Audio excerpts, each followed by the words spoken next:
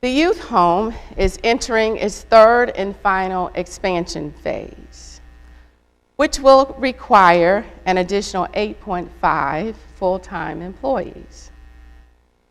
This facility provides an important option for court-appointed juvenile offenders to be placed within their county of residence rather than being sent elsewhere. The modern building serves dual purposes. First, it houses Durham County juveniles locally, keeping them connected to their community. Second, it contains the newly opened Resources for Youth Success and Empowerment, also known as RISE Center. RISE supports families with youth ages 10 to 17 by providing essential tools to address behavioral and mental health challenges. As a community-centered, focused initiative, the RISE Assessment Center connects young people and their families with Durham County's comprehensive support network. Although most new recommended positions fall within the community safety focus area, we also need additional staff to meet the growing demand for county services across departments. Our Information Services and Technology Department requires 7 new positions, with 5 specifically dedicated to implementing a new enterprise resource planning system, also known as ERP. This ERP software solution will centralize and streamline our core business operations. Our current system, while still functional, is over 20 years old. Imagine having a cell phone from 20 years ago. And it's approaching the end of technical support from the vendor. These new positions will be crucial for ensuring an efficient transition to the new ERP platform.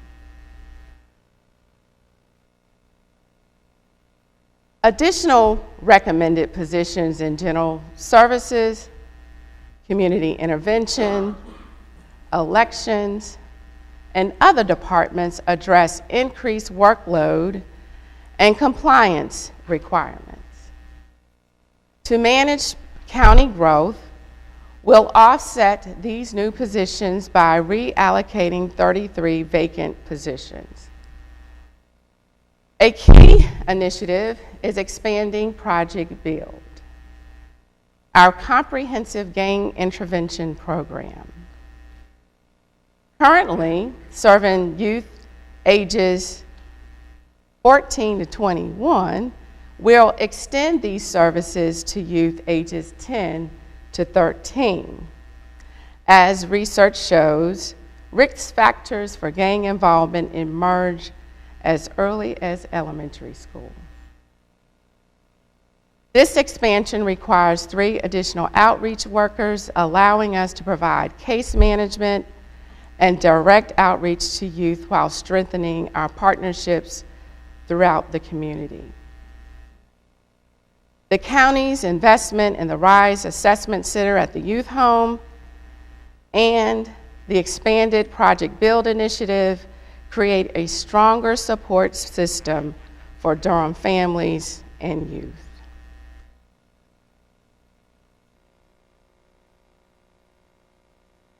I would like to point out 2 fee increases that are worth highlighting. With a significant number of major water and sewer capital projects planned in and around the RTP area and user fees supporting those costs, the sewer utility monthly consumption rate is recommended to increase 12%. I am also following the recommendations of the Storm Water Plan, presented several years ago, by including an increase in the storm water utility fee.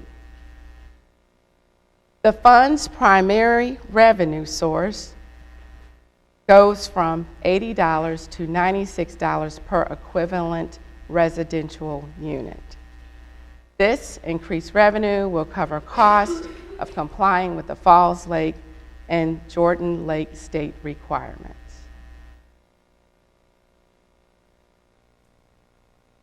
Employee benefits, particularly health care, represent a critical component of our compensation package.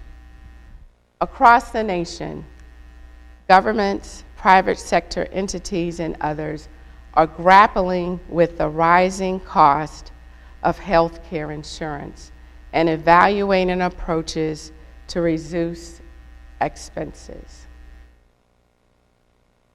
To contain costs, a competitive request for proposal process was carried out in the current year to limit projected cost growth.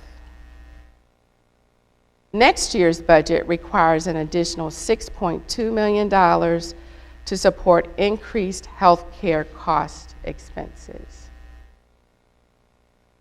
During the current year and the upcoming year, we will conduct enhanced analysis of our benefits to evaluate the level of health care coverage the county can sustainably support for the long term.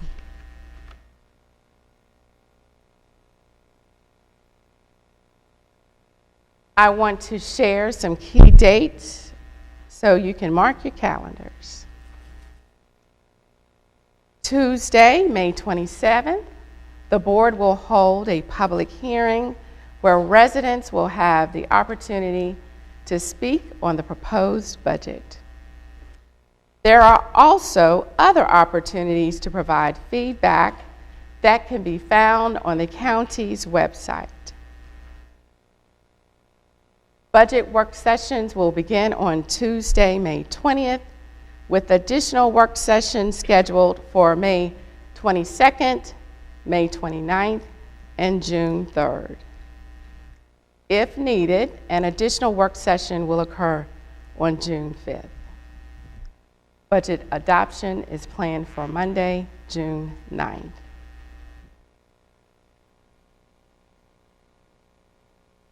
I would like to now highlight the budget cover, which Chair Alum mentioned earlier in the meeting.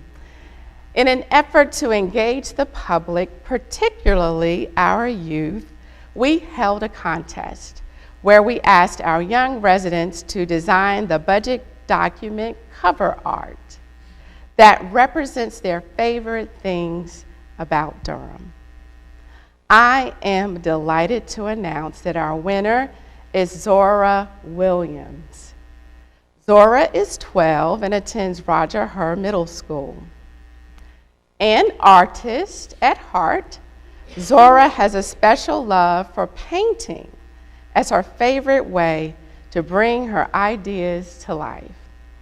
Her submission includes many of the places that make up her fondest memories in Durham. Thank you, Zora, for your beautiful submission. We will have a special recognition for Zora at the June 9th board meeting when the budget is approved.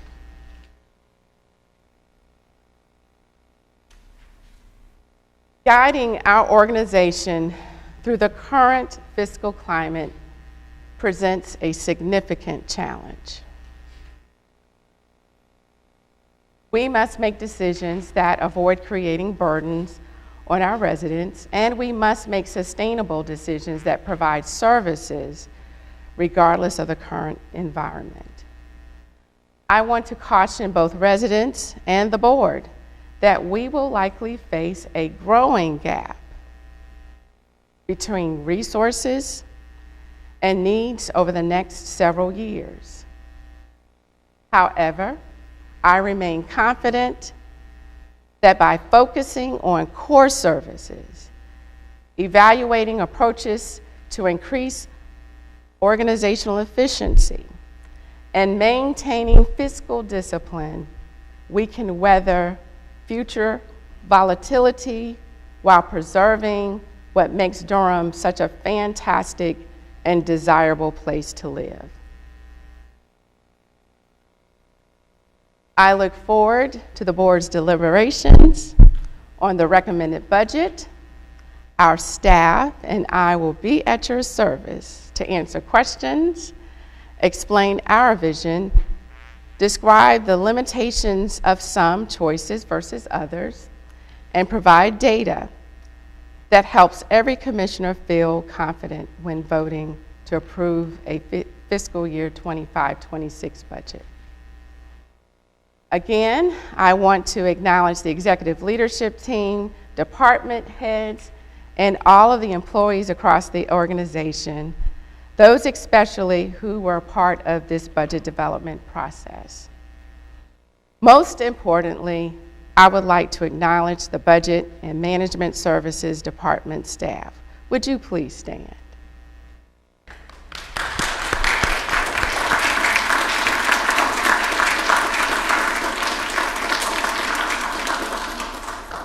Budget staff and Keith Lane.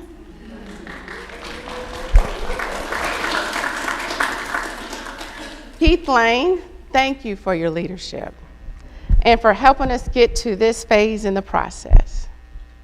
The link to this presentation and other budget documents can be found on our website at deconc.gov. Thank you.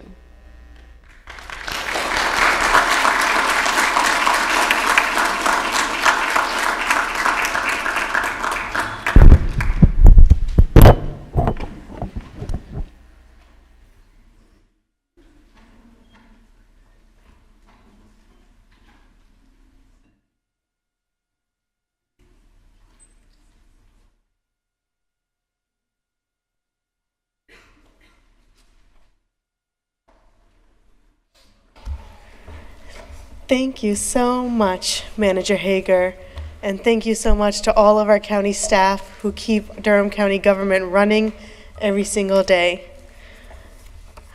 We now have our consent agenda items.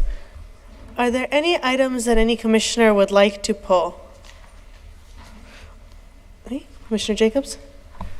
I just wanted to make sure that we did have both the support letter for Medicaid and SNAP, have staff who are here to elaborate on those items that we, like we did for the Head Start program, that we give them the opportunity to come and educate the community about these letters and what is at stake for the community. Are there any items anyone wants to pull? We'll approve the agenda and then have comments. Okay. I'll entertain a motion to approve the consent agenda. So moved. I'll second. Okay, moved by Commissioner Valentine, second by Vice Chair Dr. Lee. All in favor say aye. Aye. Any opposed? Okay, consent agenda is approved. And then if we have anyone from county staff or manager, I see Donna and Maytal. I see lots of folks getting up to share.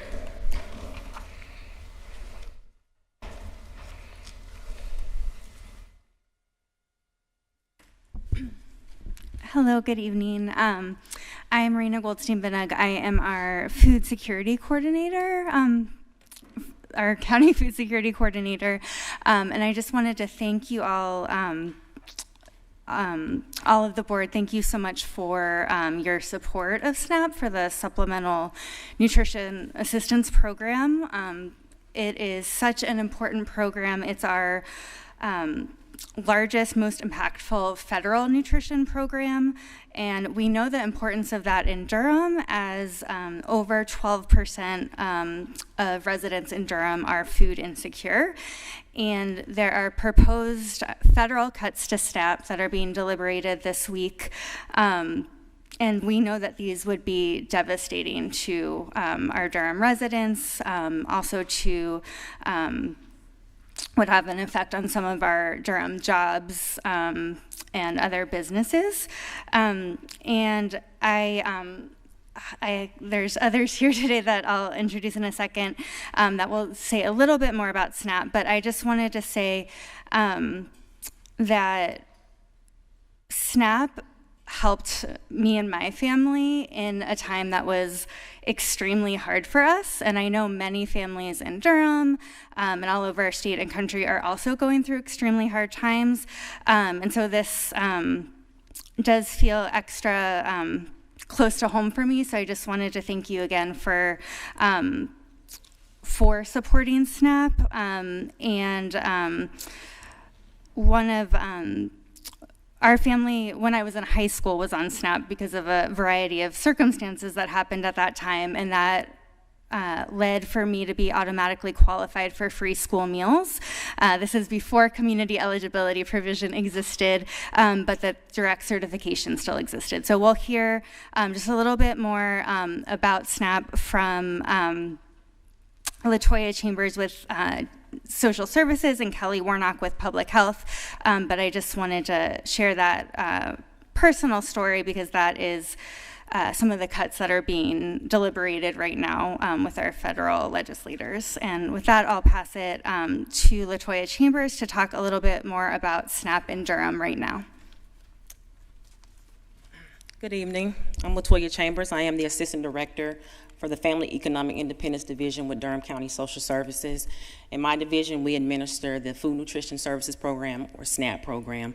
And just to add some context to the clients that we do work with, as of May, we had over almost 35,000 FNS participants. And of that, it was 17,563 households receiving.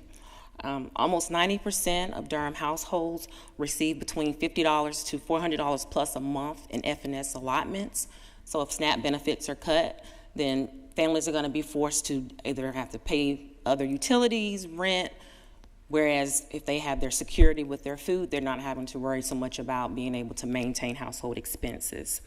Also, we've assisted over 4,000 clients so far this month. They're coming to social services, whether they're applying for FNS or SNAP benefits, whether they're reporting changes, whether they're recertifying for their active cases as well. On average, we process about 1,100 applications a month. We receive over 2,000 applications a month. Not only do we process FNS research, we also refer clients to other community organizations. We work closely with of course, Durham Cooperative Extension. We refer them to food banks, that sort of thing. Also, as far as work requirements, most of our recipients do work. So that's a myth, I believe, that is out in the public. And I would say that the detriment to SNAP being cut is just the pull that it may have on other resources. We deal with families who come in, we're their safety net. And so they come to us, they don't want to come to us. They come to us with dire needs. And sometimes that puts us in a position to where we're, not only looking at resources, we're looking at resources for housing, so we do connect them with other resources as well. And so I just wanted to give a broad overview of the work that we do. Also, with SNAP benefits, children who receive SNAP benefits are automatically eligible to receive SunBucks, which is a program now that they receive during the month, and it's a one-time payment that also, gives them that supplement during the summer when they don't get free lunch or reduced lunch during the school year. And so, once again, this is a critical situation. DSS, we are the safety net, and I can guarantee you that we have the utmost respect, and we want our clients and our citizens to feel like we are here. That's why we're here, is to provide the services that they are entitled to. So anything that you all could do or say, please don't let them cut SNAP. Thank you. I'm Kelly Warnock from Durham County Department of Public Health. I'll just talk about the ripple effects that cutting SNAP will have on our community as a whole. For every dollar that is spent on SNAP at our grocery stores or our farmers markets, $1.50 to $1.80 is generated in revenue in our local economy. $70,000 was spent by SNAP customers at our local farmers markets. So thank you for supporting our Double Up program. But with a reduction in SNAP, fewer customers will likely go to those markets. And in turn, there will probably be higher healthcare costs. We know from studies that one study in particular of older adults, they showed that if they received SNAP, each individual had $2,000 reduction per year in healthcare costs on Medicaid. So it's investing in SNAP is investing in our economy. Thank you.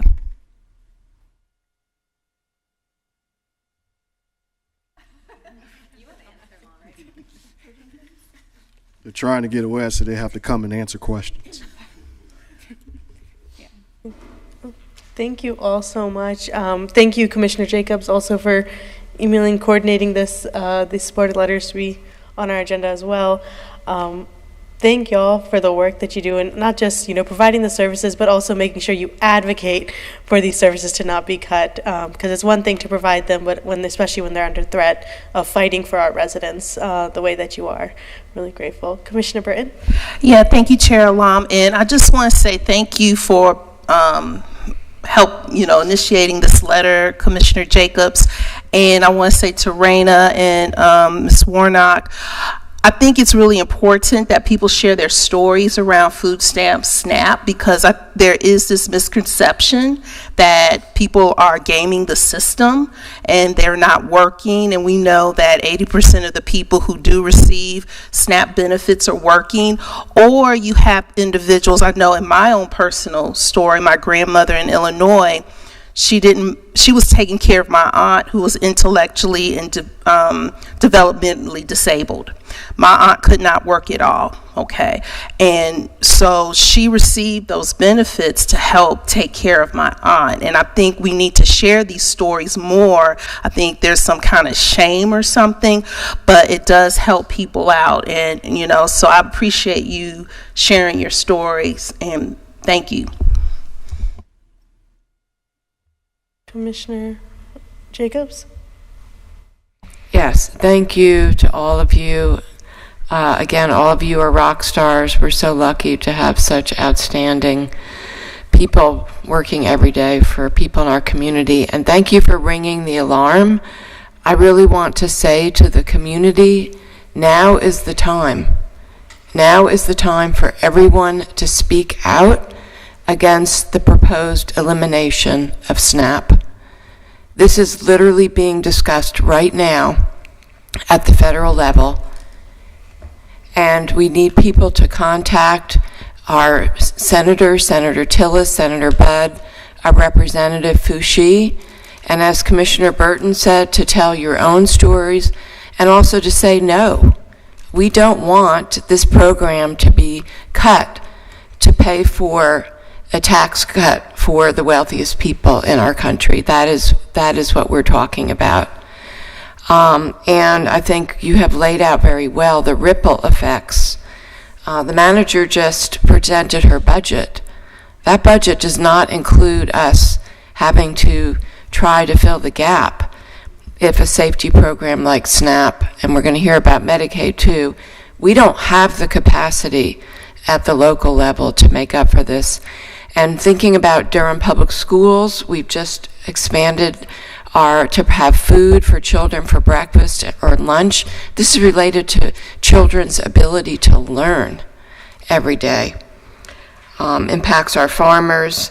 So I want to really ring the alarm, as has been said, with the community. I want to ask our staff to, as before, if this could be put on Durham County letterhead with our board picture, all of our electronic signatures, and for electronic copies and hard copies sent to our delegation, federal delegation, but also if email could be sent to our state delegation, also to Kevin Leonard with the North Carolina Association of County Commissioners.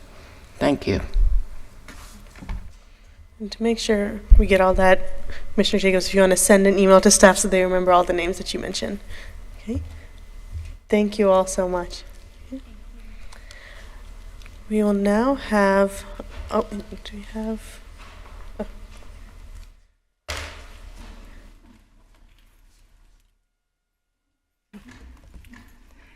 Good evening. First of all, I want to begin by saying thank you for all of your support. As you know, Medicaid expansion was implemented in December of 2024, and you understood the need and importance of individuals having health care. And during that implementation period, you also supported us with 35 positions, which was essential in implementing the program. And for that, I would like to say thank you. Medicaid is an essential tool that North Carolina has to improve the physical and mental health of our residents. I will share some numbers with you. Last year, there were 3 million individuals that was enrolled in Medicaid. And today, in Durham, of the 3 millions, there were 76,000 individuals now enrolled in the Medicaid program. And for Medicaid expansion, as I had shared, that it was implemented in December of 2023, the state anticipated that there would be 600,000 individuals over a 2-year span that would be eligible for Medicaid expansion. As of the 1st of this month, and we are right at a year and a half, there are 650,000 individuals in North Carolina on Medicaid expansion. And in Durham, there are 17,000, and they had anticipated 22,000. And I'll stop to share a personal story. We had an individual lady, 50 years old, that came in and had a mammogram and needed further testing. She was not eligible for the traditional Medicaid, but because of Medicaid expansion, she was able to get the health care that she needed to take care of her medical need. It is important that there are no cuts to Medicaid. It would be detrimental to our state. Some of the impact I want to share that North Carolina is one of the 9 states with the trigger laws that will discontinue Medicaid expansion if federal matching funds for the program drop below 90% of costs for those covered under the Medicaid expansion. In other words, the feds contribute 90%, but if that should drop, the Medicaid expansion could be discontinued. Some of the impacts that I want to share with you concerning the impact it will have if the Medicaid expansion is cut or discontinued. Individuals would likely then now have to go back and visit the emergency room and urgent care. That would definitely be an increase. They would not be able to see their physicians to obtain primary or preventive care. We all know that the longer someone waits to address a medical need, the worse and more expensive that it could be. Individuals would not be able to get their prescriptions filled. Families may have to choose between purchasing their prescriptions or buying food. Specialty care. They wouldn't be able to see a specialist. It would also cause a financial burden on our hospitals and community health centers. We know over time, I think there are 12 hospitals that have closed, and that would be a possibility.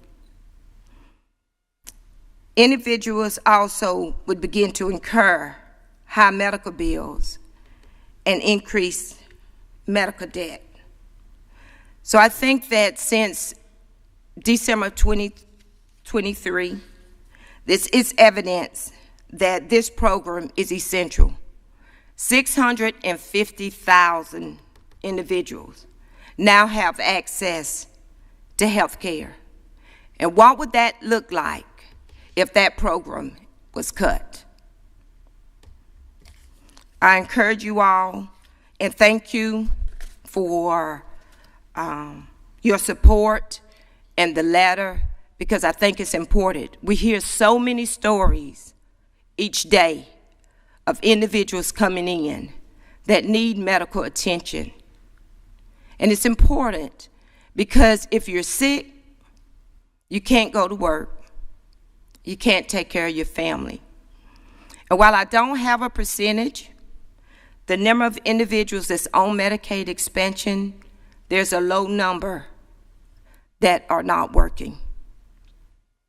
And so thank you for your time and your attention to this matter. Thank you so much for this vital work and for the way that y'all stepped up when we had expansion here in Durham. I think Durham was one of the fastest counties to reach full enrollment. And that was a testament to y'all's hard work and dedication to making sure that Durham County residents had that care and support, and now standing here to fight to protect that care and support. So thank you. Thank you. And we will all do our part as well to advocate with our legislators at the federal and state level and urge community members to also call your elected officials, as Commissioner Jacobs mentioned. Any additional comment? Okay. Commissioner Jacobs? I just wanted to formally recognize Cynthia Kaysen, who is our program director for Medicaid expansion and Medicaid, and Cynthia came out of retirement and to do this work and has done an outstanding job. And also our deputy DSS director, Val Danverville, as well. I want to recognize you for being here tonight. And there's a number of other DSS staff here tonight. Thank you all for everything that you do to support these programs. You did a great job of laying out all that's at stake for our community.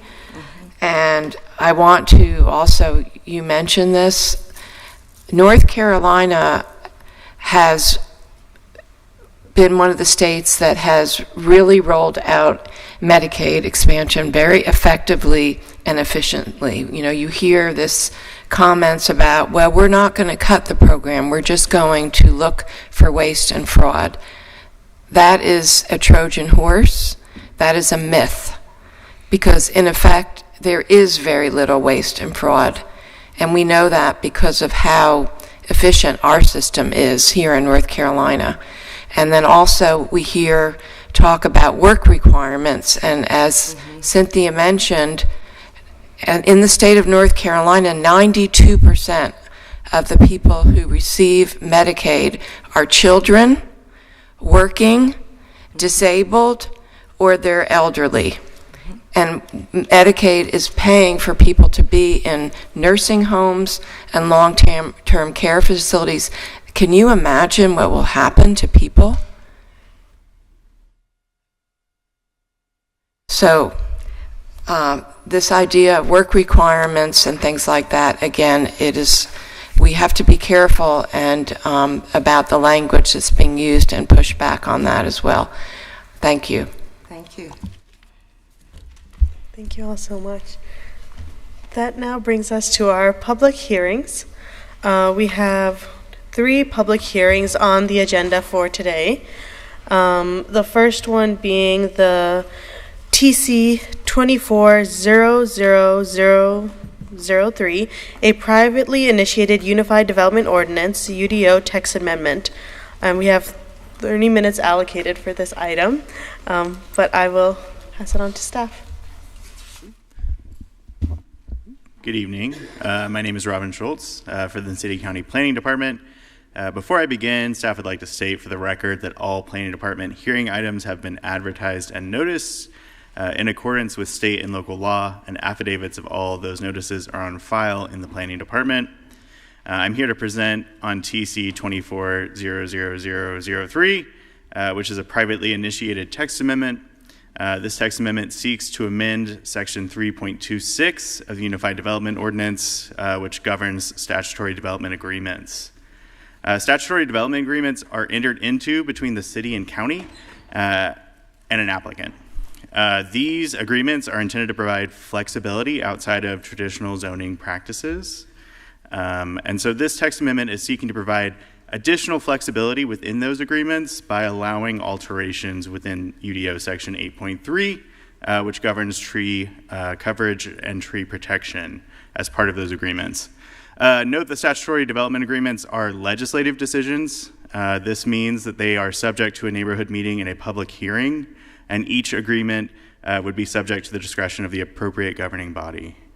Note that although this privately initiated text amendment request was initiated as part of a specific statutory development agreement application within the city limits, it is applicable to any future development agreements and is not specific to a single project. That being said, this amendment does not automatically change tree coverage requirements for any project. It merely allows applicants to ask for such a change as part of a development agreement, which would then be up to the governing body to consider and either approve or deny. This also makes no changes to any tree coverage requirements for by right development. So since the UDO regulates development within both the city and the county, staff brings text amendments to both the City Council and the Board of County Commissioners in order to ensure that land use regulations within Durham are uniform across jurisdictional bounds where appropriate. If this text amendment is not approved by the county, then this option for development agreements will apply to only projects within the city. I've thrown a lot at you, but essentially, to boil it down into a sentence, this allows tree coverage to be included within requests which still have to go before you all. So this makes no changes in the immediate unless someone comes to you with a statutory development agreement. And so it's intended to provide a tool for flexibility should you all decide that that is what you would like to do. Both staff and the applicant are available for any questions. Thank you. Thank you so much. Attorney Williamson, should I bring it to the board for questions first before opening the public hearing? Usually Okay, I'll open up for public hearing and bring it first to the Board of Commissioners if there's any questions. Okay. Seeing none right now, are there any community members here to speak? Okay. If you want to come up to this left podium, line up in order, because I don't, oh wait, no, I do have no cards. I will call you up. Neil Ghosh. I have you for 2 items. And then 40244, we have Donna Steinbach, Pam Andrews, and Tammy Sawaya, in that order. All right, and good evening, Chair Lam, Vice Chair Lee, and members of the Board of County Commissioners. My name is Neil Ghosh. I'm an attorney at the Morningstar Law Group located at 700 West Main Street here in Durham. And I'm here tonight representing Lincoln Avenue communities in support of this text amendment for creating greater flexibility for the use of development agreements in Durham. You're probably aware that development agreements are rather new to Durham. Development agreements allow flexibility and have been used for projects that provide community benefits, which would otherwise be difficult to accommodate within traditional zoning or processes. And to my knowledge, there have so far been only 3 development agreements that have been approved, and they were all in service of projects that delivered or will deliver affordable housing. So prior to the text amendment, section 3.26.6.b.3 of the UDO stated a development agreement shall not reduce environmental requirements within Article 4, which is zoning districts, and within Article 8, environmental protection. For the first 2 development agreements, this limitation was not an issue. The first development agreement, which City Council unanimously approved in October of 2020, was to support an 82-unit LIHTC apartment complex on Crescent Drive. I believe it was delivered by Laurel Street, who's doing the Renegade community as well. And they were able to partner with a market rate developer to gap fund a project as part of that development agreement. And then about 2.5 years later, in March of 2023, the City Council unanimously approved the second development agreement, which paired a market rate development on Chapel Hill Boulevard with a 66-unit LIHTC project in Bragtown, again through gap financing, essentially requiring a private developer to gap finance in a LIHTC project elsewhere in the city. But the third development agreement, which the City Council unanimously approved in April, did need this text amendment. And for what it's worth, that development is a 160-unit LIHTC project at the corner of Page and Chin Page Roads, which the developer is not actually seeking any gap financing on. Instead, the development agreement in that case is related to adjustments to some of the UDO development standards, and this was necessary because that project is on a smaller site. I believe it was about a 7-acre site within the suburban tier. So our proposed text amendment would allow the ability for the governing bodies to consider changes to tree protection and tree coverage standards on a project-by-project basis through development agreements. Basically, it just adds those adjustments to the purview of things that can be considered in a development agreement. Of course, any such adjustment would come before the governing body in the form of a development agreement for a specific project. Oh, I didn't realize there was a timer. I'm happy to answer any questions that you may have. And yeah, thank you. Everyone is spilling their water up here. Okay. We'll now have our next speakers, Donna and Tammy and Pam. Go next and go to the third one and stay there. And you'll each have 3 minutes, so we'll... Yeah. Okay. Hello, my name is Donna Steinbach. I'm a lifelong citizen of Durham County. I reside at 4825 Jimmy Rogers Road in Durham. The data showing on page 3, yeah, go back, there, is as of May 5th this year. It's a little different from the slides that were sent. Southeast Durham has over 18,886 dwelling units with 4,978 acres approved to provide new housing for 41,597 people. This is over 49 subdivisions that are under construction. We have another 3,575 units that are pending approval for a total of 5,830 acres. With this dwellings in the southeast, if you look at what they're saying is that for the comprehensive plan, that southeast is Durham is providing 30% of the new 60,000 dwelling units needed for all of Durham for the next 25 years. Now that's important because we've been hit with and kind of fought for the tree preservation because so much and the heat island effects and the climate. Now from the Durham Planning Commission regarding this amendment, Vice Chair Sarah Shigaris said, "My concern with this amendment is that it will set a precedent for future affordable housing projects, and the potential developers will use this or other amendments to avoid the comprehensive plan, with the end result being affordable housing areas in Durham will look different from other developments in the same area and place types." The quote from the residents, "They could be kids in the woods, one of the healthiest things that can be developmentally happen for children." The comprehensive plan verbiage says, due to past racial practices in the allocation of land, communities of color and low-wealth communities are more likely to live in low-lying areas with fewer green spaces and more paved surfaces. We should not disregard the voices of the citizens that helped craft the comprehensive plan. Making this part of the UDO will enable the reduced use of trees.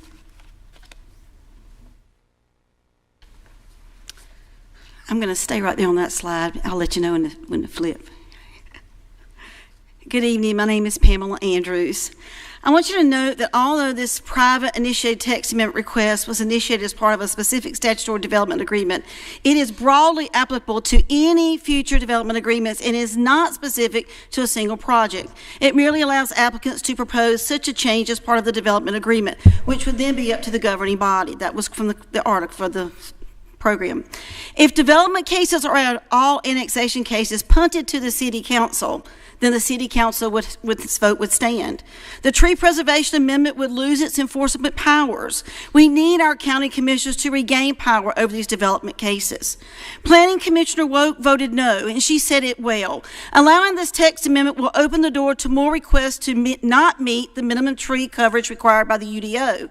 I believe it is a poor precedent to set as a minimum tree coverage is an important policy to ensure we are creating healthy, livable, and equitable developments. Samantha Kropp, the News Riverkeeper, often says, affordable housing should not be pitted against tree preservation. It shouldn't be one or the other, but both. Affordable housing dwellings deserve to have trees for kids to play, shade for the residents, and habitat for the animals. The total number of developments, as Donna mentioned, is actually greater than what we have here. It's more than 18,000. And pending about 3,500 for a total of 21,661 units. That's 5,830 acres in Southeast Durham has been destroyed. Some of these approvals required no tree preservation because the amendments were taken, they were already passed before the amendment took place in October 2023. Now we find ways to dodge this tree amendment. Tree roots play a vital role in the soil health and preventing soil erosion. Next slide. Even with our best management practices being attempted, the sediment in Southeast Durham, the streams look like this after every single rain. Look at this slide. This was last week I took it. According to the NCDEQ, sediment is the #1 pollutant by volume of North Carolina's surface water waterways. It is regulated, sediment is regulated as a pollution source by our state and federal government. Too much sediment in waterways can be detrimental to the aquatic ecosystems. It blocks out sunlight, it infects aquatic insect, it increases water temperature, it clogs fish gills, and so on.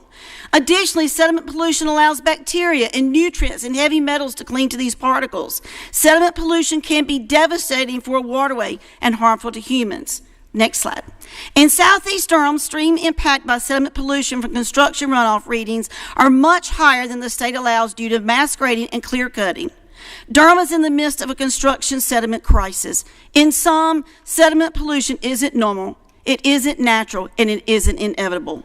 Durham leaders must do more to protect our waterways. Don't give developers another loophole. This one cut tree preservation from 20% trees to 7% trees. That's really sad. All right. Next slide, please. Yes, right there. Thank you. All right. My name is Tammy Sueya, and I want to add on to what Pam and Donna has said. As you see in the justification, affordable housing by the comprehensive plan, but I also want to point out there's approximately 5 comprehensive plan policies that this would be going against. 85, policy 85, 94, 96, 108, 120. And 96, that spoke most to me, talks about the heat island effect and how it is most important that we keep our plentiful tree canopy. So as you see here, and this was based on a recent controversial city annexation, a 4-3 vote, most of the time happens, that we have urban sprawl in our area. So you have to think, why does this text amendment have to happen? If you come up to a situation where you have problems making the tree coverage, is there another avenue for the developers? Well, I asked our planning department, and there is. There's UDO 3.14.8. A developer can go in front of the Board of Adjustments and ask for a hardship. So any annexation that have problems with tree coverage can go through this avenue. When you go through the Board of Adjustments, you have public knows about the Board of Adjustments. It is evaluated. So we would want this avenue. You don't have to have this text text amendment. We don't want to open up to more urban sprawl when they already have an avenue to go with. And you have to think about, we don't want this to impact Lake Mickey, Lake Jordan Lake, our drinking water for Durham. And you know that there are investors looking at property in northern Durham. I know of that. So we have to protect our drinking water. You've seen what's happened in southeast Durham. So I highly ask that you think about this. Thank you. Thank you so much. Thank you so much for the public comment. If there's no one else, I'll bring it back for commissioner questions. Commissioner Burton? Yes, thank you, Chair Alam. And I was wondering, could Robin, I have a question for him because I remember discussing this, I think, at the joint city-county planning meeting. I think you weren't there. I was filling in for you about this situation, about the tree canopy, and somehow it would limit the number of affordable units. If you could just help me recall that. It was something about that. Yes. Let me think. JCCPC. So I think what often is occurring is that tree coverage itself as a measure is undisturbed tree on the site, not necessarily the landscaping or whatever else. So it decreases the amount of buildable envelope on a property, which can make it harder to do affordable housing if you are if you have less space to build, right? You have to essentially go up, which is also more expensive. So that is a tension that can occur between tree coverage and affordable housing, though that is not present on every site.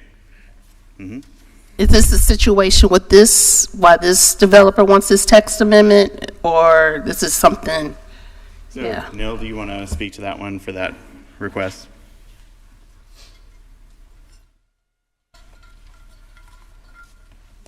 So I will just start answering this question by reiterating that the City Council has already approved this text amendment. They've already approved the rezoning. They've already approved the development agreement. So the particular project that this text amendment was attached to is already approved and isn't really in front of the Board of County Commissioners as a project. It's already approved. So what the Board of County Commissioners is voting on is whether they would in the future like to allow for developers to approach the county with a development agreement that might include adjustments to tree coverage or tree protection in the form of a development agreement for a project. And as I mentioned, there's only been 3 development agreements in the city and county of Durham, all 3 of which were in service of LIHTC projects, basically. Now, on this particular project, the reason the tree cover was an issue is because the site, it's a kind of a triangular shaped site. It's 7 acres, and it was sandwiched, it's between Chin Page Road and Page Road. The issue is some of the buffers that are required as a result of, there's a non-residential zoning that it abuts. So there's a larger buffer required there. And in order to get the 160 units, there's a certain parking ratio that is required through NCHFA for LIHTC projects. I think it's a minimum of 1.75 spaces per unit. So that parking field ate up a lot of the 7 acres, which meant that we're not going to be able to hit the requisite amount of tree save in the suburban tier. So what we, it's not really a suburban development, it's really a denser apartment complex. So we styled it after the tree cover that would be required in the compact neighborhood tier, 7%, as was mentioned. So that's why we were reducing it. And our justification was, yeah, we're not in the compact neighborhood tier, but the compact neighborhood tier is just right down the street from this location, and this is actually a compact type of development in service of affordable housing. So that's why we wanted it on this project, but I'm not sure how relevant it is for the board's vote tonight because the project has already been approved by the city. Yeah. Yep. Thank you. I have a question myself. We're starting out, correct me if I'm wrong, with this type of UDO amendment, it's gone to the city and been approved by the city, and these type of developments that would be considered would be within city limits, most likely connected to some sort of utilities or public sewer. So if there were a development of this case, if the city's already approved and voted on it, it's going to move forward. Right, so the vote tonight for you all is not relegated to that project at all. Yeah. And it's just if someone were to approach you all with a development agreement in the county. But to your point, I'm not going to say it's impossible, but it could be pretty unlikely, given that generally in a development agreement, it is supposed to be a mutually beneficial agreement between the county and an applicant. And usually that's going to be affordable housing. And if you don't have the amount of utilities required to provide the number of units to make it worthwhile, then it could be unlikely. But that isn't to say that could not happen. Yeah, that's it. Thank you for that. Yeah, because I can't imagine a developer coming into like Bahama, Rougemont area where there's not utilities and saying, hey, we're going to build 100, 200 housing units because it's not cost effective for them. And also the impervious surface area, they would also have to be on like an acre of land each, which would just be a very exorbitant amount, I imagine. Yeah. Commissioner Lee, Vice Chair Lee. Yeah, I actually had a question, Ms. Andrews. I did, for everyone wondering, I did check to make sure we can ask the public commenters questions for public, here. Yes, sir. Hi, Ms. Andrews. So, in the few times that we've kind of engaged, we've spoken about that runoff. I really have a question about the runoff there. Okay. And the pictures that were shown with the development of that sort. I do recognize that in rain, it, kind of goes in, the sediment goes into local water resources and so forth. I'm curious, how long does that last in a development? So for example, if it's a housing development, I would guess when the clearing is going on and they're kind of leveling the lots and things like that, it's just dirt. But once like the paving happens, the grass, the houses are there, or whatever's being built is there, the landscaping is in, do we still experience that same runoff like that from the developments, or is it really just in the midst of the clearance? To answer that, honestly, it's really hard to tell you because there's so much destruction in Southeast Durham. Right. I mean, imagine seriously 49 developments going on. Some are underway, some are just getting started. There has never been a time, and we have calculated we're only about 20 to 30% built out in Southeast Durham of what's already been approved. Okay. So every time one gets maybe some grass planted, then one beside it might start. So it's truly hard to tell you what we're going to experience when it's all there. Just like the traffic flow. We look at what we have now, but when it's all built out, we've only experienced about 20 to 30% of what we're really going to face. But I can tell you when that sediment gets into that water, Samantha Crop, I wish she was here tonight to speak with you, but I can tell you, she will tell you the peak darkness of that water. The tomato soup peaks about day 4 to day 5. It doesn't peak on day 1, and it's coming off the sites. And although we have flocculants, double silk fences, getting grass planted as quickly as they can, as fast as one gets grass down, the one beside it starts clear cutting and mass grading. So we've not had a break. Preservable Durham has been at it for 3 years, and we've not seen a break yet. Okay. And I personally took the pictures on this slide from last week. So. Thank you so much. I appreciate it. Thank you so much. It sure does. It sure does. Thank you. Thank you. Commissioner Valentine? Yes, thank you, Chair. Let me first acknowledge the mass grading and loss of trees across the county. I live in the northern part of the county, and I can attest, based on my own experience with development, that overnight we lost probably a third of the trees that exist in my part of Durham County. Second, I've had an opportunity to go out to East Durham, And I think we're going to rule the day that we continue to neglect. Commissioner Valentine? Yes. Sorry, I don't want to stop you. This portion is for questions, and then Yes, you have comments. I have a question. Okay, just want to make sure you get. I want to make okay. sure I get my statement in. Thank you, Chair. Okay. Okay. We're going to rule the day that we continue to neglect the impact that development is currently having on our waterways. And also, development seems to be outpacing our ability to have an adequate infrastructure in place for this foreseeable future. And so I think that development is good on one hand, but on the other hand, we need to be smart about how we do it. And currently, right now, I think that we're setting ourselves up for a situation that we're really going to have to make some critical decisions about the way forward. And so my question is really for, and thank you for obliging me, Madam Chair.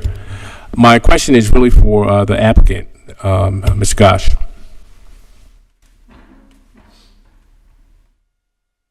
And really two questions. The first is, Mr. Gosh, what do you think about the Board of Adjustment remedy that already exists with respect to your proposal? So I appear in front of the Board of Adjustment pretty often. A variance is a difficult threshold to meet. A development agreement, I wouldn't consider these things to be equivalent remedies. No one is entitled to a variance, and in order to receive a variance, you have to show that there's an unnecessary hardship that is caused by the strict application of the ordinance, and that there were no actions taken by the property owner that are leading to the hardship, and that the variance requested is in the spirit of the ordinance and achieves substantial justice. Right, so that's not, I'm not making that argument with respect to this project. This project is a trade-off for sure between the tree coverage and the affordable housing that the project offered, right? But that's not really the grounds for a variance. Okay. But you wouldn't disagree that there is a forum where that issue could be addressed. Is that my understanding? I would disagree that the reasons that we requested a text amendment to reduce the tree coverage would also carry the day for a variance argument. Okay. There is a variance process. This project wouldn't have achieved a variance. Well, reasonable minds might differ on that, but I appreciate your position.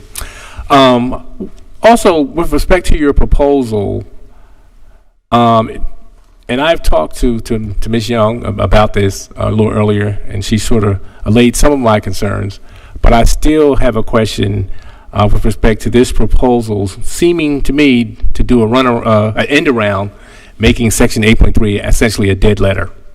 What is your response to that?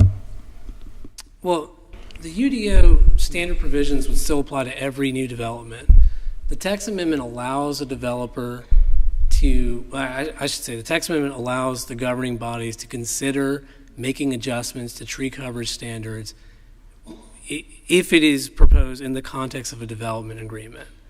There is nothing in the UDO that necessarily says when a development agreement can be offered. However, it takes a lot of staff time and hours, and the staff has been very specific in the projects that they have worked with applicants on to achieve or to go through a development agreement process. So it's not the case that any developer on any project is going to be able to come with a development agreement and ask for changes, because not every development, most developments in fact, are not going to qualify for the work that it takes staff to produce a development agreement to bring in front of a governing body. As I mentioned, there have only been 3 development agreements in the entire history of zoning in Durham. But these development agreements, in fact, are new to Durham, right? And so as we consider these projects on a case-by-case basis, this becomes the new norm. At least it would appear to me. Each development agreement has been associated with a low-income housing tax credit project. And I've represented many of those. I've represented a lot of other developments. Most developments, by and large, that I represent do not have a LIHTC component to them. So I don't know that this is the new form of development that's going forward. For any LIHTC project that is going to deliver affordable units in Durham, If there is a need, if there is a way to provide those affordable units through a LIHTC program on a particular piece of property, and that might require a development agreement, I would encourage my clients to pursue that. But the reality is the opportunity for a low-income housing tax credit project are few and far between. Well, I think you know that I'm in favor of affordable housing, but how we get there sometimes is confusing to me. But thank you, Mr. Gosh. I understand. Thank you. And good seeing you, and congratulations. Yeah, thank you. I did just want to make one clarifying comment for variances. Neil is correct, but I did just want to add the 4 variance criteria that you have to meet to get a variance, and you have to meet all 4. Just for the board's consideration is that 1, unnecessary hardship would result from the strict application of the ordinance. It shall not be necessary to demonstrate that in the absence of the variance, no reasonable use can be made of the property. 2, the hardship directly results from conditions that are peculiar to the property, such as location, size, topography. Hardships resulting from personal circumstances, finances, etc., may not be the basis for granting a variance.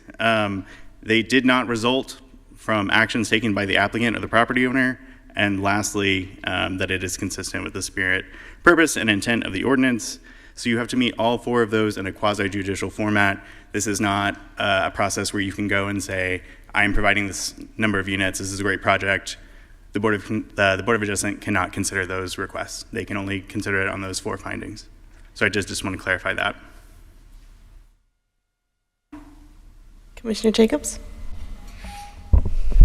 Thank you. I don't know who's the most, I think we're getting I feel like we're getting a lot of different issues kind of confused here.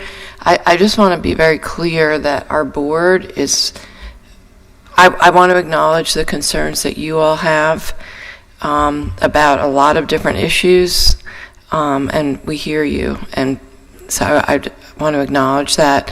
But what is before us today is just whether we are agreeing to change a text amendment that has already been approved by the City Council that is related to development agreements.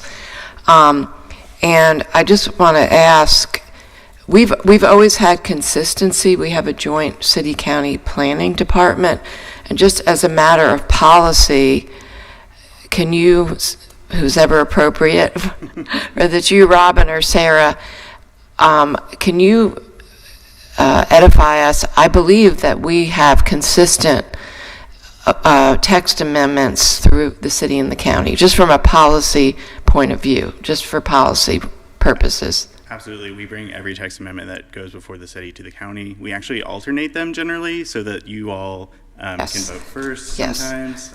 Yes. So I know that sometimes that can, And that has been a policy. That is so. Just to be clear, this is, if we did not approve this, this would be an outlier because we have consistent policies in the city and the county related to all of our text amendments and ordinances.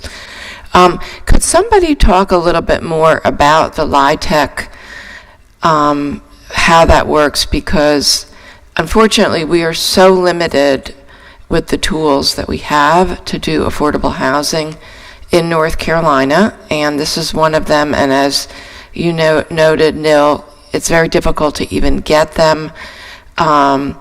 And could you just, and then also the fact that they have all these requirements that are often absurd, but we don't have any choice about them if you want to get them. And unfortunately, one is related to parking requirements, which can create unnecessary impervious surface, which is also a problem with runoff. So unfortunately, this is almost like even that we're being forced to sacrifice trees versus impervious surface because that this is a design issue, right? So if you could just talk a little more about how that works with the LIHTC. Yeah, so the LIHTC program does have design requirements for any development that is going to utilize that program. The LIHTC requirements are really more about I guess I would say quality of life at the facility as opposed to Maybe what the city has in mind is a more regional planning facility, right? So it's not zoning, right? That's what I'm trying to say. And CHFA does not apply zoning to property, but they say if you're looking at using LIHTC programming, there are certain metrics you need to meet. So parking, as you said, that's one of them. They actually have green building standards that's required for LIHTC projects. They also have accessibility standards. They have amenity requirements. Now, interestingly, the amenity requirements for LIHTC projects do not necessarily include a certain amount of open space, the way that term is defined in the UDO, right? So they're looking more for like pool, clubhouse, laundry facilities, business center, that type of thing are the types of amenities that are required in a LIHTC project. But that doesn't necessarily mean they're looking for an open field or 20% open space or something like that on the site. So the reason these things can be in conflict with one another, certainly I've represented LIHTC projects that met the tree coverage requirements in the city of Durham. So it's not impossible. But when you have a site that is small, so this was a 7-acre site where they were being, frankly pretty aggressive. I think I mentioned the other two LIHTC projects that were supported by development agreements were 82 units and 66 units. This one is 160 units on 7 acres. So, it's a pretty aggressive project for, to deliver affordable housing. And it's on a 7-acre site. That's actually the problem, because the parking requirements therefore start to eat up into the developable area. We of course have stormwater requirements that you have to meet for new development in Durham. You also have open space requirements. You also have landscaping requirements. You also have boundaries. And the site was just too tight to meet all of those standards, which is why the developer there pursued a development agreement to get some relief from some of those standards. Now, it's important to understand one thing that they didn't do, which like the 82 unit project that Laurel Street did on Crescent with the development agreement, the city provided gap financing for that in the amount of like $3 million or something like that. This project is not pursuing any funds, public funds, to deliver their project, right? So this is pretty incredible that they're able to deliver 160 affordable units. And what they really needed in order to do that, they had a site secured for it. They needed some adjustments to some of the UDO requirements so that they could meet the NCHFA design requirements for a LIHTC project.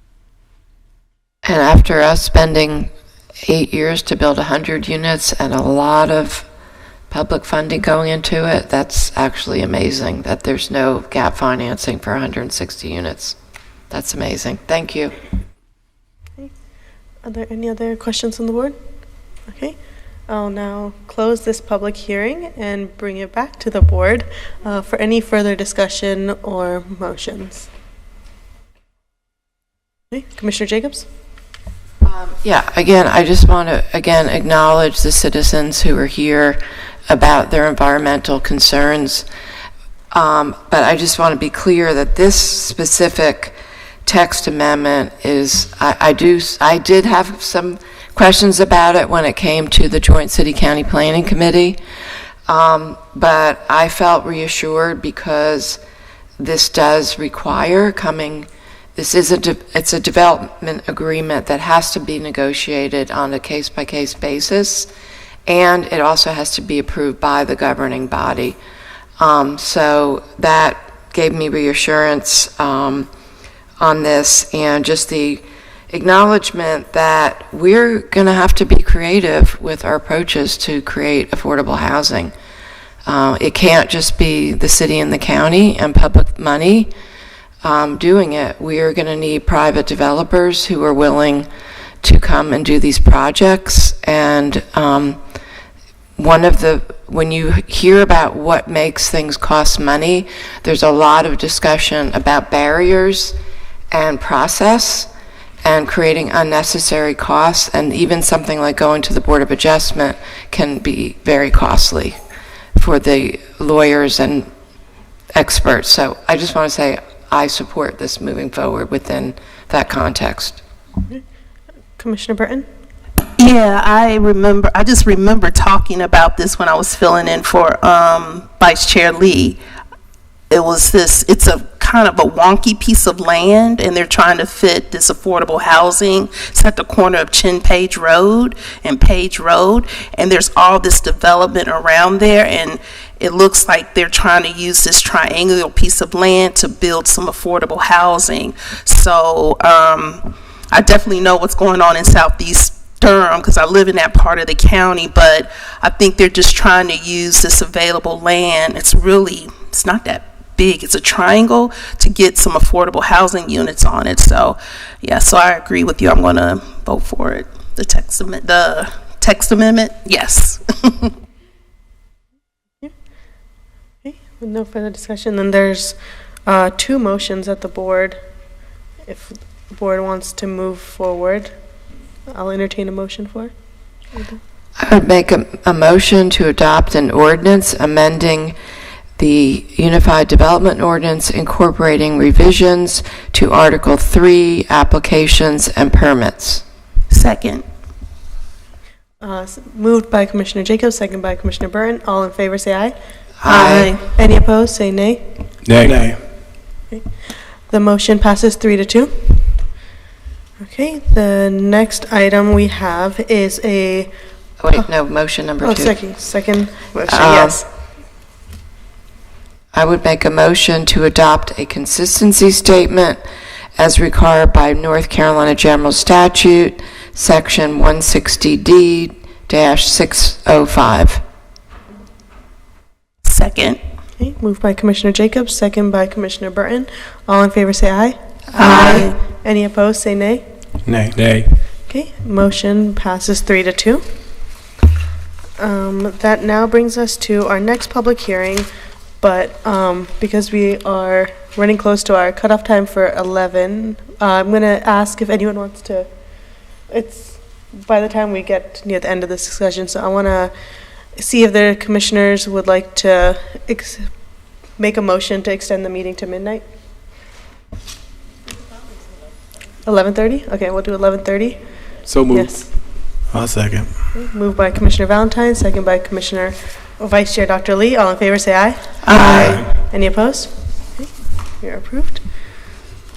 But that doesn't mean spend a lot of more time talking, guys. Okay, we have our next item is the public hearing for zoning map changes for East Club at 85. And we have, make sure I have, I think Attorney Ghosh, you're doing this one too?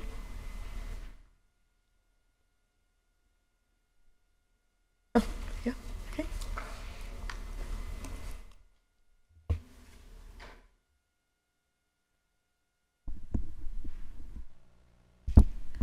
All right. Good evening, Commissioners. My name is Peyton Burgess, and I'm here tonight to present Z2400032 East Club at 85. The request is for a county rezoning of 13.96 acres from residential, rural, and commercial neighborhood to commercial general with a textual development plan. The existing place type map designation is transit opportunity area, but if this rezoning request is approved, staff would recommend a place type map change to suburban commercial. The request would allow for most uses in the commercial general zoning district with some exclusions that I'll list with the text commitments. Again, the existing zoning on the site is residential, rural, and commercial neighborhood. The site is adjacent to planned development residential and more residential, rural, and commercial neighborhood with industrial light and commercial general being located not far away. The aerial map shows the general location of the project being at the intersection of East Club Boulevard and I-85. The property is currently designated transit opportunity area on the place type map. The proposed request more closely resembles the suburban commercial place type. This is a summary of the text commitments for the project, along with the prohibited uses I mentioned earlier, which are residential uses, vehicle sales, vehicle service, hospital, cemeteries, mausoleums, columbaria, memorial garden, drive-through facilities, electronic gaming operations, firing range, nightclub or bar, paintball, payday lenders, veterinary clinic, animal hospital, and kennel. They're also proffering a 6-foot tall fence for the next door property, 30% of the site to be tree preservation, with 80% of that adjacent or within the riparian buffer, native plantings, and no disturbance in the 2019 Eno New Hope Wildlife Connectivity Plan corridor. Related to the previous text commitment, illustrated here is the 2019 Eno New Hope Wildlife Corridor. The development will not encroach into this area as a part of their proffer.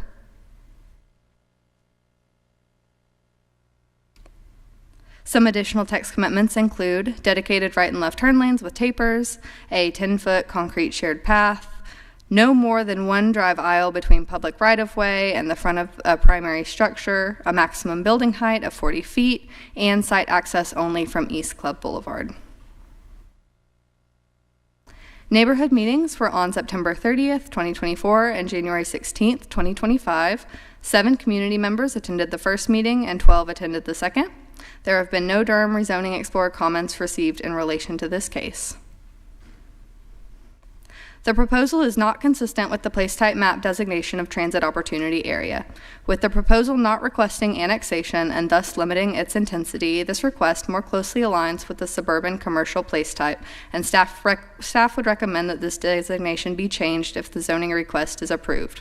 The proposal is consistent with 19 of 22 comprehensive plan policies, and the Planning Commission recommended approval by a vote of 9-0 at the March 11, 2025 meeting. Staff and the applicant are available to answer any questions you may have. Thank you so much.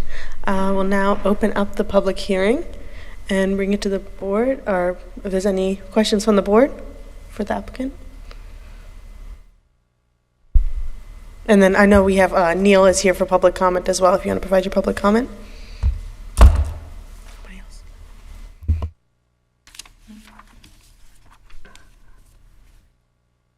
And you have 3 minutes, or you're the applicant, so you don't have to.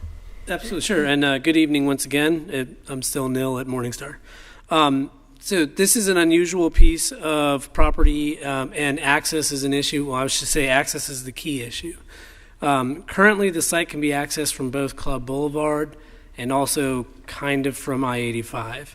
So west of the site, there's an exit off Club Boulevard, which tees into the actual exit ramp for I-85. So basically, you have to come off Club Boulevard, go down this faux exit. You stop at the exit ramp for I-85. You wait for traffic to go off that ramp. Then you can cross over the exit ramp and access the property that way. So when we talk to NCDOT about development of this site, any development at all, the requirement from NCDOT is that we must get rid of that access.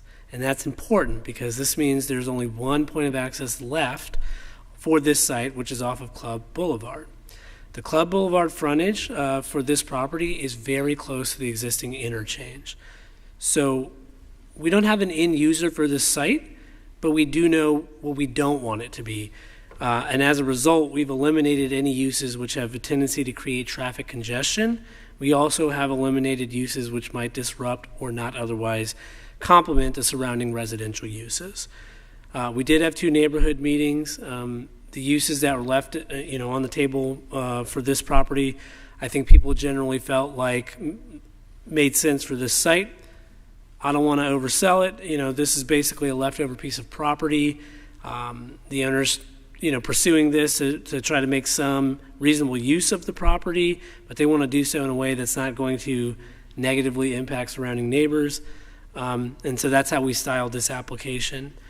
I will say it's not a terribly exciting project. It's nothing like the last one, but it is also not controversial. We did receive a unanimous recommendation of approval from the Planning Commission, which you may or may not know, that's a pretty unusual feat.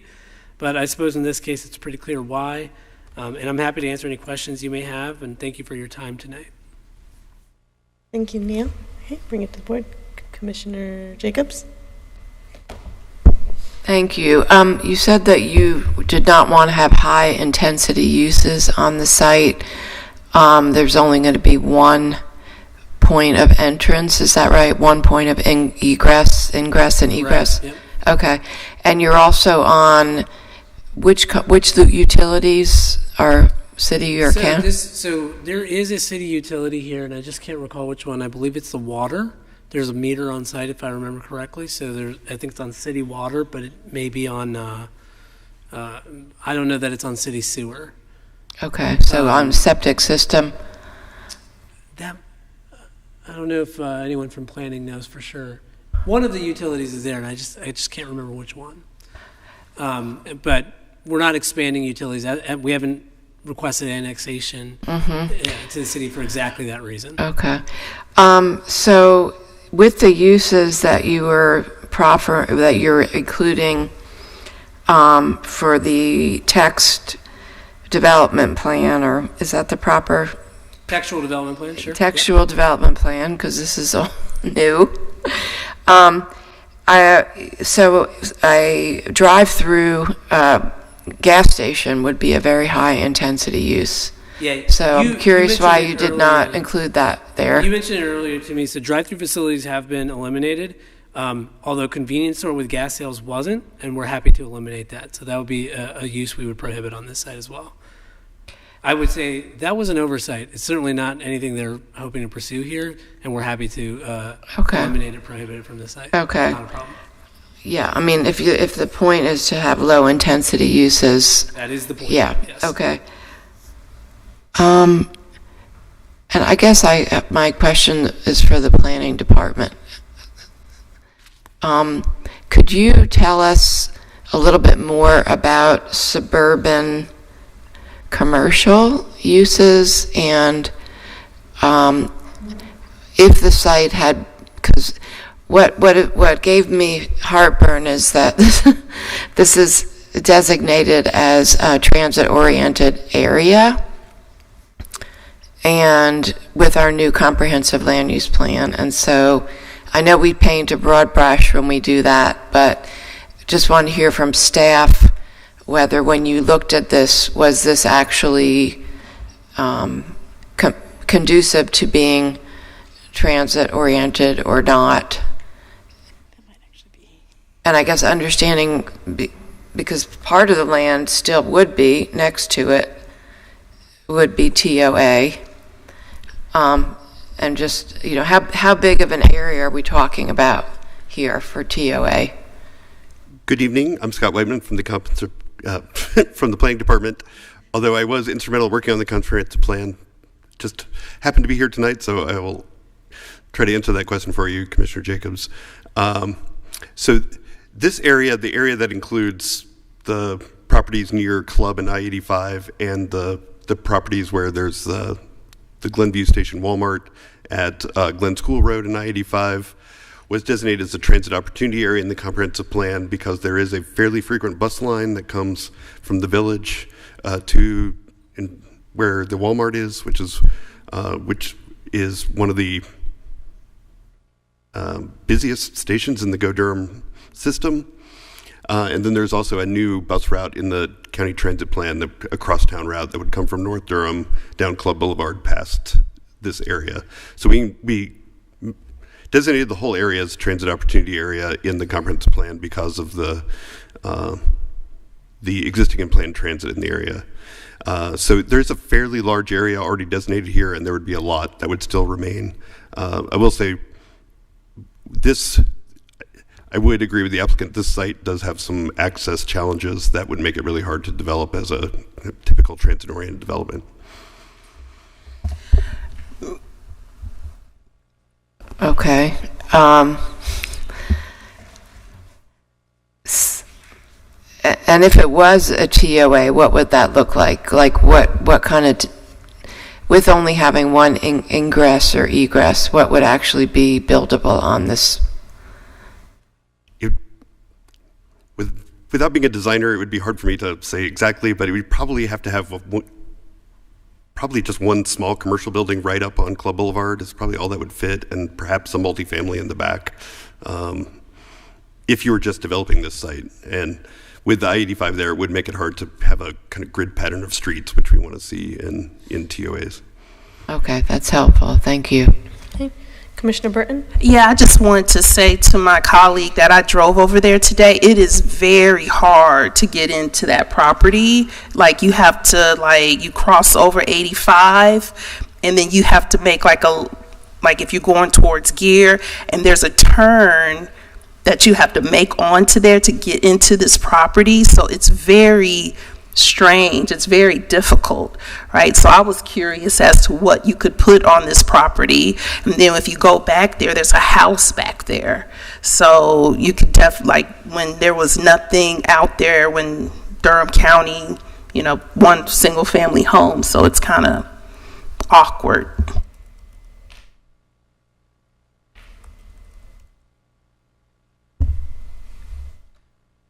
Any other questions from commissioners? Okay, then I will close this public hearing and now I'll bring it back to the board for a discussion. Is there any further discussion? Commissioner Jacobs? Can I just get confirmation, Neil, you are saying that you will add that to the textual development plan? Yes, we will. So to the list of prohibited uses, we will add convenience stores with gas sales. Thank you.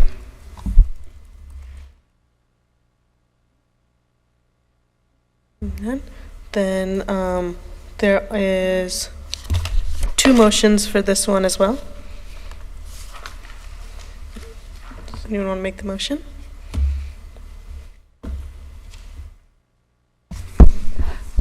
I would make a motion to adopt an ordinance amending the Unified Development Ordinance by taking property out of the residential, rural, and commercial neighborhood Falls Jordan Watershed Overlay District B, Major Transportation Corridor I-85, and establishing the same as Commercial General with a textual development plan, Falls Jordan Watershed Overlay District B, Major Transportation Corridor I-85.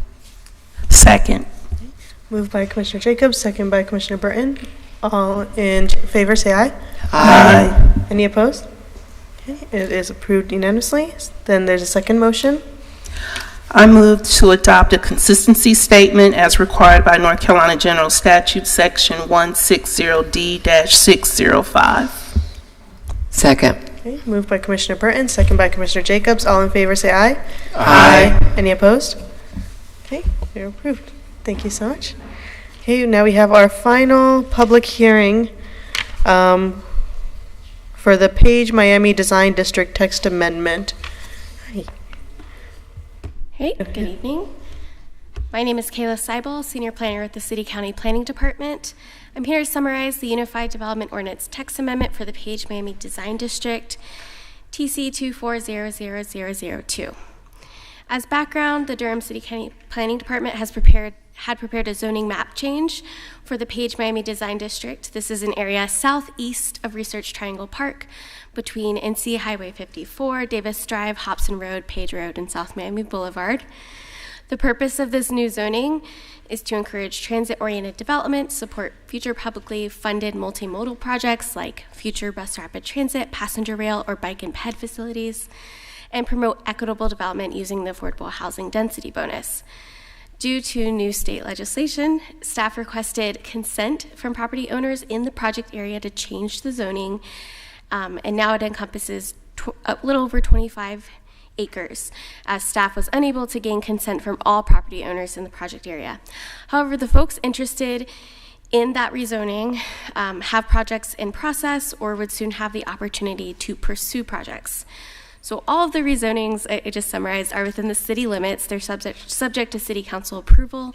And on April 21st, the city council approved the rezoning and associated text amendments. That's just a lot of background for the text amendment that's before you today. So for the text amendment portion of the Page Miami Design District, that is here for your consideration. The amendment contains 2 sets of minor revisions to the UDO, one to clarify sign calculation standards and another to clarify the applicability of the transitional use area major special use permit within the compact suburban design districts. When we were doing a public engagement, we discovered that those 2 standards were confusing and wanted to clean that up with this package. So with that summary, I'm happy to answer any questions. Thank you so much. I'll now open up the public hearing. There's no public comments for this portion, but are there any questions from the board? This is the bus station, the Go Triangle bus station that we're building out there in Research Triangle Park, right? I just want to make sure. Yes, it's Yeah, the Triangle Mobility Hub is just right outside of our case study area, but it's right there. Gotcha. Thank you. Okay, there's no other questions. We don't have to have questions. Okay, then I'll close this public hearing. Do you have questions? Okay. Okay, then I'll bring it back to the board for any further discussion. I should threaten y'all with going later than midnight more often. Okay, Commissioner Jacobs? Yeah, I said this during the work session, but again, I want to acknowledge the planning staff, Kayla, everyone who worked on this, the way you adapted with the change in state legislation and did the work of going out and approaching all the landowners, so thank you. And this is important. This is actually a transit-oriented area that we really need to make transit-oriented, so thank you. Yeah. Okay, now then there is 2 motions for this item as well. I'll do the first motion. I'll make a motion to adopt the ordinance amending the UDO, incorporating revisions to Article 11, sign standards, and Article 16, design districts. Second. Moved by Vice Chair Dr. Lee, second by Commissioner Valentine. All in favor say aye. Aye. Any opposed? Okay, approved unanimously. Then there's the second motion. I move to, oh, I'm gonna let you go. You know. I move to adopt a consistency statement as required by North Carolina General Statute, Section 160D, 605. Second. Okay, moved by Commissioner Valentine, second by Commissioner Burton. All in favor say aye. Aye. Any opposed? Did you have? I have a quick comment before the planning staff leave. Okay. I forgot. 1 minute, Wendy. Okay, I forgot to mention this. For the previous item, when looking at the staff report, I noticed there's no section about the cost or impact on first responders, and thinking about the manager's budget tonight, how can we start assessing things like the impact on EMS, on fire, on, the sheriff's deputies when we have rezonings, because obviously it does end up costing us more money for services and equipment. So just wondering, when I looked at the report, it struck me that we don't have anything related to that. Good evening, Commissioner. Sarah Young with the Planning Department. We currently only do a fiscal impact analysis related to annexations. One of our items on our to-do list, I think it's actually an implementation action from the comprehensive plan, is to develop a fiscal impact analysis process for rezonings. So that is coming. EMS has been one of those things where we have been working with them to try and help them come up with a methodology to capture those costs, and so those discussions are ongoing, but we are working on it. Thank you so much.